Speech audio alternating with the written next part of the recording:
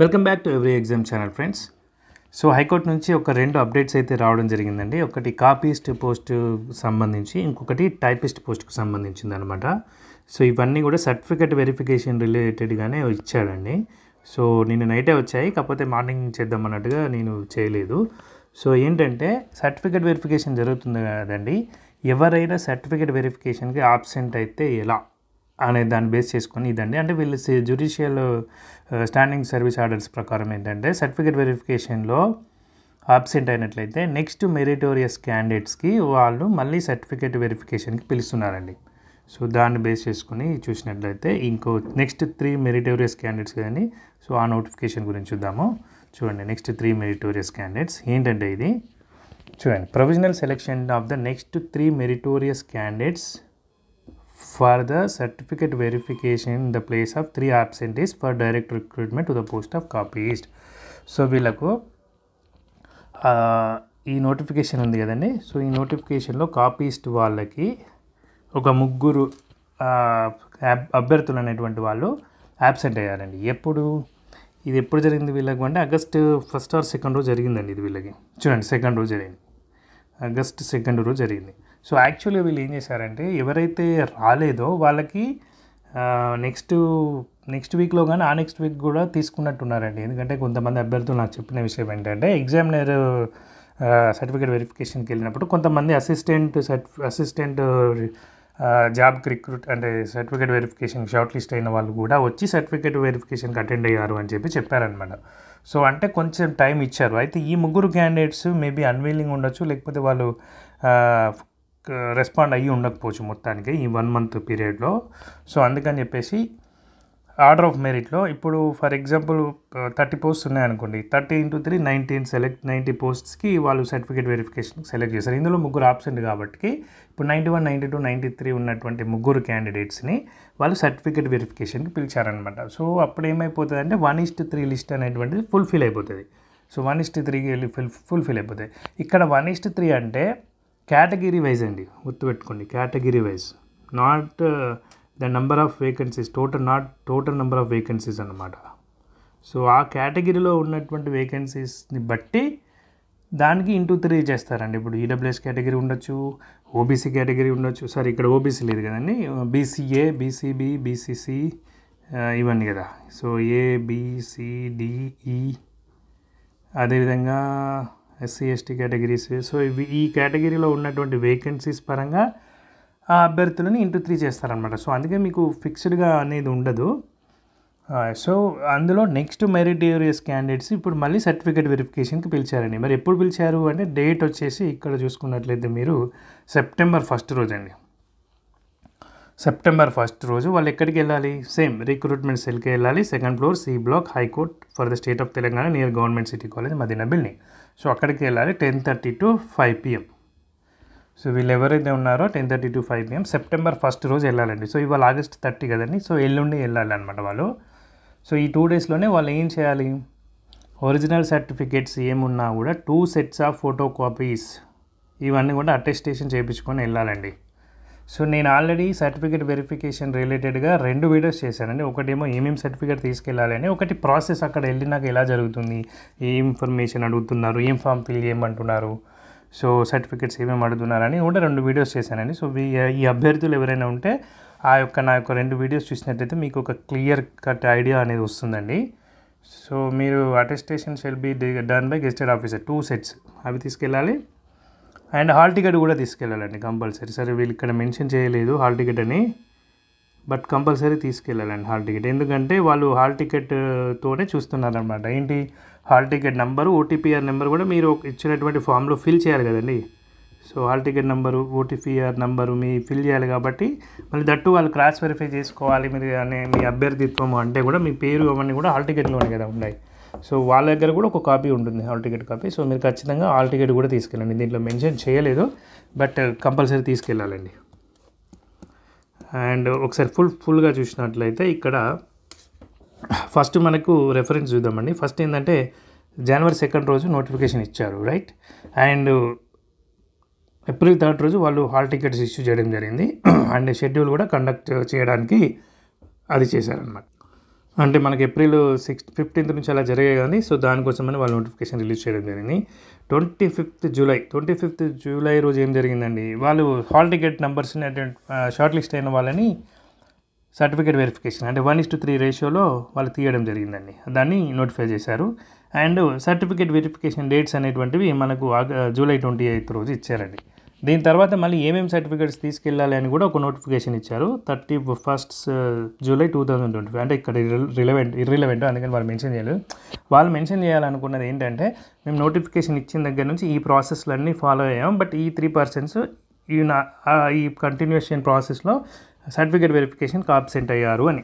So ఈ certificate verification దేనికి సంబంధించిందంటే ఇట్లా బ్యాక్ ట్రాక్ చేస్తూ వెళ్ళాలి. అందుకే ఈ రెఫరెన్స్లు అన్నీ కూడా వాళ్ళు ఇవ్వడం జరిగిందనమాట. So it is to inform that the notification 106/2025 RC అంటే రిక్రూట్మెంట్ సెల్ డేటెడ్ 25/7/2025 అదేనండి. ఇక్కడ ఇది చూసుకున్నట్లయితే ఇదేంటిది, ఇది ఇక్కడ ఉంది చూసారా ఇది.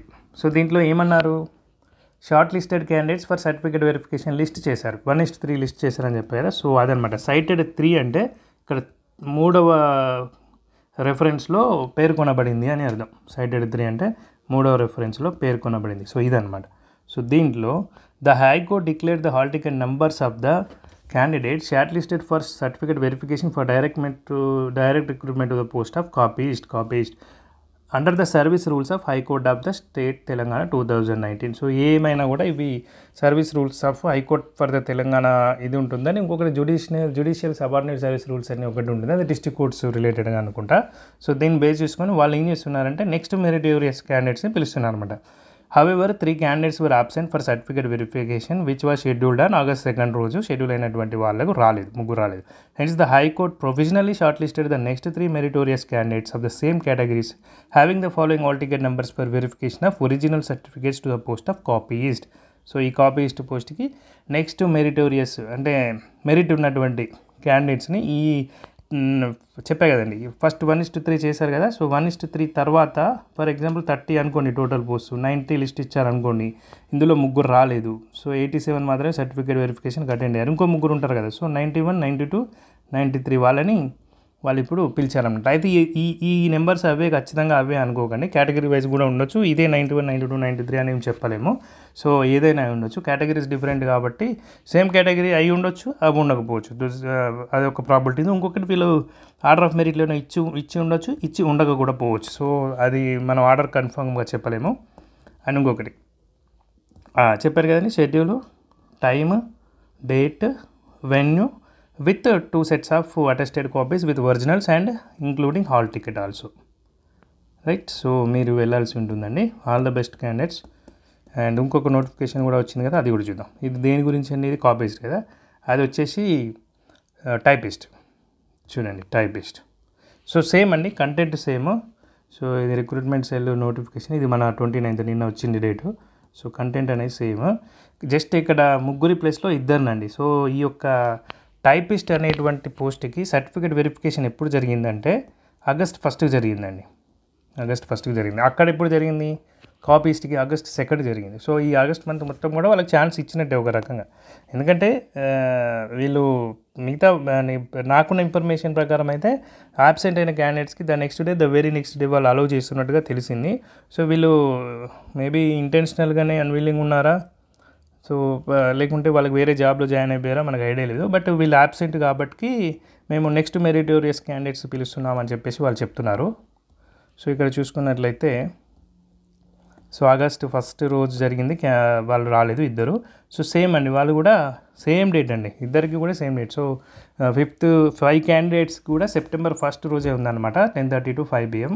ఇక్కడ ఇంకొక విషయం ఏంటంటే ఇప్పుడు 30th August కదండి ఇవాళ. So 30th August and 31st August. So ఇప్పుడు ఈ 2 రోజులలో కూడా మనకు షెడ్యూల్ అయినవి ఉన్నాయి. ఏమున్నాయండి, స్కిల్ టెస్ట్ ఉంది అండ్ డీవీ అదే సర్టిఫికేట్ వెరిఫికేషన్ ఉంది. ఎవరిది, స్టెనోగ్రాఫర్ వాళ్ళే ఉన్నాయి, స్టెనోగ్రాఫర్ గ్రేడ్ 3 వాళ్ళే ఉన్నాయి. సో ఇక్కడ ఏంటంటే సో వీళ్ళు కూడా ఇవాళ రేపట్లో ఎవరైనా యాబ్సెంట్ అయితే మేబీ వాళ్ళకి కూడా సో కాకపోతే వాళ్ళకి ఇప్పుడు ఇలా వెంటనే పిలవకపోవచ్చు, ఎందుకంటే కొంచెం టైం ఇస్తారు. మరి వెంటనే యాబ్సెంట్ అనకుండా ఇస్తారని నేను అనుకుంటున్నాను. యాక్చువల్లీ అయితే వాళ్ళు ఏదైనా చేయొచ్చు, ఎందుకంటే వాళ్ళు డేట్స్ ఇచ్చారు కాబట్టి ఆ డేట్ రోజు రాలేదు అని చెప్పేసి వాళ్ళు ఖచ్చితంగా with in very next day కూడా వాళ్ళు కొత్త నోటిఫికేషన్ తీయడానికి వాళ్ళకి అధికారం ఉంటుందండి. కాకపోతే హ్యుమానిటేరియన్ గ్రౌండ్స్లో వాళ్ళు కొంచెము కొన్ని రోజులు ఒక 1 వీక్ అలా టైం ఇస్తారనుకుంటా. సో దానికి ఇస్తారో ఇరో తెలియదు. బట్ సెప్టెంబర్ 1 రోజు మాత్రం ఖచ్చితంగా ఈ వీళ్ళకి మాత్రం సర్టిఫికేట్ వెరిఫికేషన్ అనేది ఉంటుంది. సో ఆల్రెడీ సెప్టెంబర్ 1 అయిపోతుంది కాబట్టి ఈ యొక్క హైకోర్టు ప్రాసెస్ అనేది వీళ్ళు కంప్లీట్ చేయడానికి ప్రిఫరెన్స్ ఇస్తున్నట్టుగా కనిపిస్తుందండి, హైకోర్టు సర్వీసెస్వి. సో డిస్ట్రిక్ట్ కోర్ట్ సర్వీసెస్ అనేటువంటివి మరి సెప్టెంబర్ 1 వీక్లో ఇస్తారా, రిజల్ట్ ఇవ్వరా ఒక సంశయం అండి. ఎందుకంటే ఇది సెప్టెంబర్ 1 అయిపోయిందంటే వెంటనే వీళ్ళు ఏం చేస్తారంటే షెడ్యూల్ చేస్తారు. దీనికి జడ్జెస్ అవైలబుల్గా ఉండుంటే మట్టికి జడ్జెస్ ఇది ప్యానెల్స్ కోసం లిస్ట్ తీస్తారండి.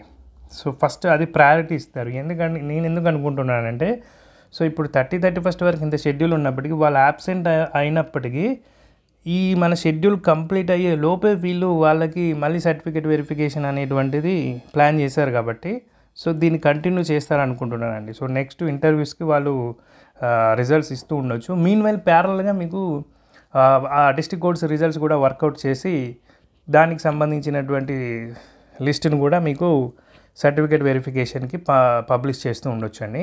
అయితే డిస్ట్రిక్ట్ కోర్టులో ఏంటంటే మన ఒక ఇది ఉందండి, ఇది ఆఫీస్ సబార్డినేట్ వాటికి మాత్రం ఇంటర్వ్యూ ఉంది 5 మార్క్స్.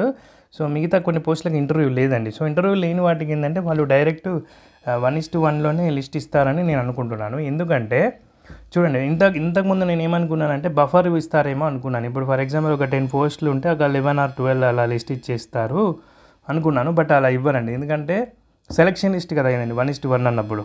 సెలక్షన్ లిస్ట్ అన్నప్పుడు ఇంకా వాళ్ళకు అన్నీ ప్రొవిజనల్గా వాళ్ళు అపాయింట్మెంట్కి ఎలిజిబుల్ అన్నట్టే ఇంకా.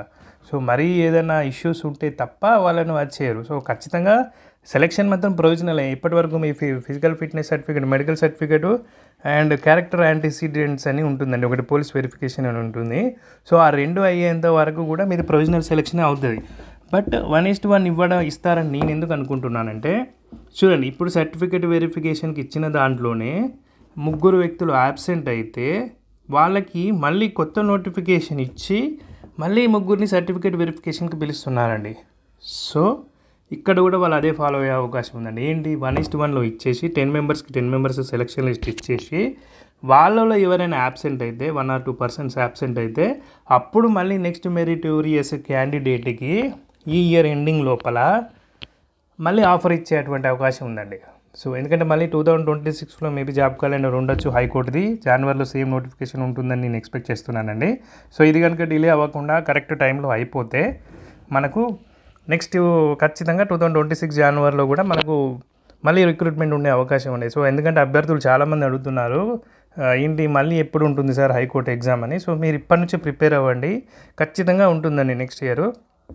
అంటే నెక్స్ట్ ఇయర్ అని ఎందుకు అంటున్నానంటే, సో ఇప్పుడున్న వేకెన్సీస్ ఏవైతే ఫిలప్ అవుతాయో సో వాటిని బేస్ చేసుకునే కదండి మళ్ళీ వాళ్ళు చేయాల్సిన పరిస్థితి ఉంటుంది. ఇప్పుడు ఇది ఆల్రెడీ ఆన్గోయింగ్లో ఉంది కాబట్టి దట్ డిస్ట్రిక్ట్ కోర్ట్ రిజల్ట్స్ రావాలి, డిస్ట్రిక్ట్ కోర్ట్ సర్టిఫికేట్ వెరిఫికేషన్ జరగాలి, హైకోర్టు యొక్క ఇంటర్వ్యూస్ జరగాలి, దీని తర్వాత మెరిట్ లిస్ట్ పబ్లిష్ చేయాలి, తర్వాత జాయినింగ్ టైం ఉంటుంది కాబట్టి సో ఇవన్నీ అయ్యే వరకు 2-3 months ఈజీగా పడుతుంది, అంటే మినిమంలో మినిమమ్. సో నేను అందుకే నెక్స్ట్ ఇయర్ అని చెప్తున్నాను.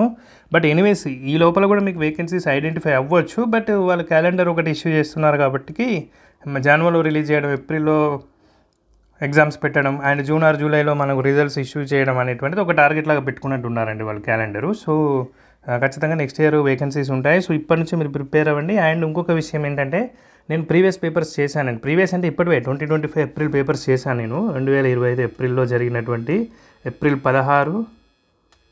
16న జరిగినటువంటి జూనియర్ అసిస్టెంట్, అదేవిధంగా ఏప్రిల్ 18న జరిగినటువంటి ఎగ్జామినర్.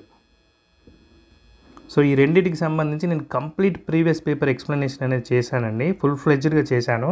మీరు ఇది చూసారంటే మీకు అసలు ఎలా ఇస్తున్నారు క్వశ్చన్స్ అర్థమైపోతుంది.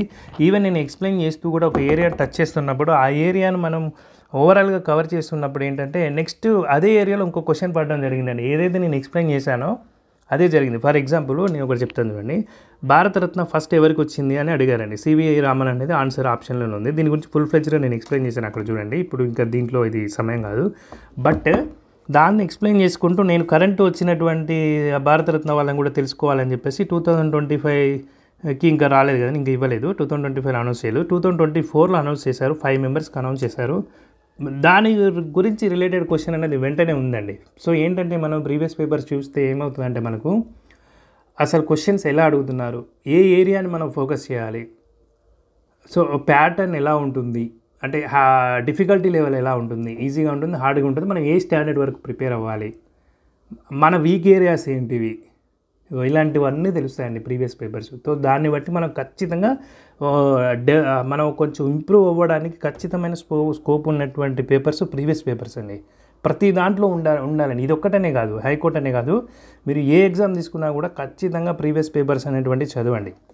చదివితేనే మీకు ఎగ్జామ్ ప్యాటర్న్ కానీ మీకు సక్సెస్ అవ్వడానికి ఎక్కువ అవకాశం ఉంటుందండి. ఇంకొకటి daily news paper, right? Daily news paper compulsory చదవాలండి. బిట్స్ రాసుకోవాలి, మీ యొక్క షార్ట్ నోట్స్ ప్రిపేర్ చేసుకోవాలి. Daily news paper, Eenadu, whatever ఏదైనా కానీ ఒక్క పేపర్ చదవండి. మళ్ళీ కన్ఫ్యూజింగ్గా రకరకాలుగా చదవకండి. ఒక 2-3 సోర్సెస్ నుంచి అవసరం లేదు. మీరు డైలీ చదివితే కొన్ని మిస్ అవుతాయి అనుకోవచ్చు, మిస్ అయినా పర్లేదండి. ఎందుకంటే ఒక 20-30% మిస్ అవ్వడం వల్ల మీకు పోయేది ఏం లేదు. ఎందుకంటే మీరు కంప్లీట్ ఫుల్ ఫ్లెడ్జ్డ్గా ఈ చెత్త అంతా మైండ్లో పెట్టుకునే బదులు క్వాలిటేటివ్ కంటెంట్ తక్కువ మైండ్లో పెట్టుకున్నా కూడా మీకు స్కోరింగ్ ఎక్కువ అయ్యే అవకాశం ఉంటుందండి. మళ్ళీ అక్కడ మీరు సేవ్ చేసినటువంటి టైంని మీరు మిగతా సబ్జెక్ట్స్లో వాడుకోవచ్చు. సో అందుకనే చెప్తున్నాను, daily news paper compulsory, previous papers compulsory అండి. ఏ ఒక్క ఎగ్జామ్ తీసుకున్నా కూడా మీరు ప్రీవియస్ పేపర్స్ అనేటువంటి కంపల్సరీ అండి. సో ఈ రెండు చూసుకోండి. సో నా ఛానల్లో ఉన్న ప్రీవియస్ పేపర్స్ మీకు హెల్ప్ అవుతాయని ఖచ్చితంగా నమ్ముతున్నానండి. ఇంకొక విషయం ఏంటంటే ఎక్స్ సర్వీస్ మెన్ గురించి కూడా ఒక అభ్యర్థి అడిగారండి, దీంట్లో ఎలా ఉంటుంది అని. యాక్చువల్లీ ఎక్స్ సర్వీస్ మెన్కి హారిజాంటల్ రిజర్వేషన్ ఉంటుంది కదండి. సో ఇక్కడ వాళ్ళకి ఏజ్ పరంగా మీకు రిలాక్సేషన్, యూఆర్ వేకెన్సీకి అగైనెస్ట్గా వాళ్ళు ఏజ్ పరంగా రిలాక్సేషన్ ఇస్తుండొచ్చండి. జనరల్గా నేను ఎక్కడ చూసానంటే ఎస్ఎస్సిలో చూశాను, స్టాఫ్ సెలక్షన్ కమిషన్ నోటిఫికేషన్లో చూశాను. ఏంటంటే ఈఎస్ఎంకి కానీ and persons with bench mark disabilities కానీ వాళ్ళకు ఉన్నటువంటి ఏజ్ రిలాక్సేషను దీన్ని యూఆర్ పోస్టులకు కూడా అగైనెస్ట్గా వాడుకోవచ్చండి. నాకున్నంత ఐడియా ప్రకారం చెప్తున్నానండి, ఒక్కసారి మీరు కన్ఫర్మ్ చేసుకోండి. బట్ అదే ఇప్పుడు ఎస్సీ, ఎస్టీ, ఓబీసీ వాళ్ళ రిజర్వేషన్ ఉంది చూసారా, ఏజ్ రిలాక్సేషన్, అది యూఆర్ పోస్ట్కి అగైనెస్ట్గా వాడుకోలేరండి.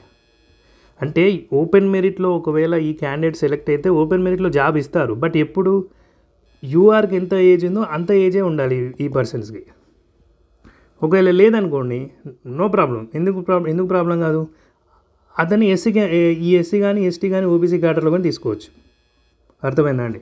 ఎందుకంటే ఇక్కడ వేకెన్సీస్ ఉంటాయి కాబట్టి. సో ఒకవేళ స్పెసిఫిక్గా వేకెన్సీ లేదనుకోండి, అప్పుడు ప్రాబ్లం అవుతుంది. ఆ ఏజ్ లేకపోతే, అంటే ఏజ్ రిలాక్సేషన్ వర్కౌట్ చేసేటప్పుడు, ఇప్పుడు for example maximum upper limit 30 అనుకోండి, ఎస్సీ, ఎస్టీ వాళ్ళకి 40 వరకు ఉందనుకోండి ఫర్ ఎగ్జాంపుల్. ఓపెన్ కేటగిరీలో మెరిట్లో రావాలంటే అభ్యర్థి 30 లోపే ఉండాలి, అది నేను చెప్పేది. బట్ ఈ ఎక్స్ సర్వీస్ మ్యాన్లో కానీ, పీడబ్ల్యూడీ బీడీ క్యాండిడేట్లో కానీ వీటి హారిజెంటల్ రిజర్వేషన్ కాబట్టి వాళ్ళకి ఓపెన్లో కూడా 40 ఉన్నా కూడా, 40 లోపు ఉన్నా కూడా వాళ్ళని యూఆర్కి కన్సిడర్ చేసే అవకాశం ఉంటుందండి, రైట్? ఇందులో మళ్ళీ ఇంకొకటి హైకోర్టు ఎగ్జామ్స్లో ఇంకొక పాయింట్ ఏంటంటే అండి, లింగ్విస్టిక్ క్వాలిఫికేషన్ అని అడిగాడండి చాలా నోటిఫికేషన్స్లో.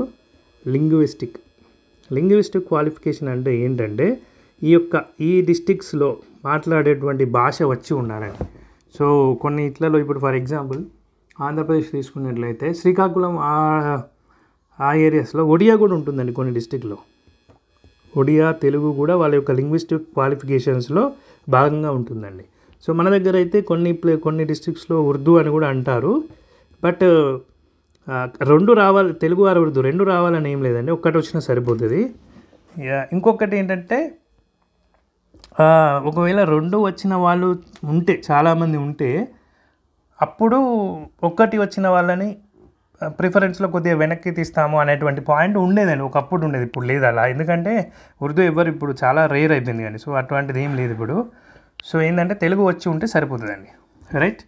సో ఇది లింగ్విస్టిక్ క్వాలిఫికేషన్ గురించి. ఎందుకంటే నేను వీడియో చేసినప్పుడు కొంతమంది డౌట్స్ అడిగారు కాబట్టి ఇవి నాకు గుర్తొచ్చాయి. సో ఇదే వీడియోలో కంటిన్యూషన్లో చెప్పేస్తున్నాను. సో ఇదండి విషయం.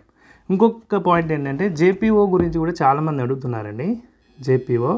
జేపీఓ అంటే జూనియర్ పర్సనల్ ఆఫీసర్ ఉంటుంది కదండి. సో దాని గురించి కూడా చాలామంది అడుగుతున్నారు. ఇది ఏంటంటే ఎలక్ట్రికల్ డిపార్ట్మెంట్లో పడే జాబ్స్ అండి.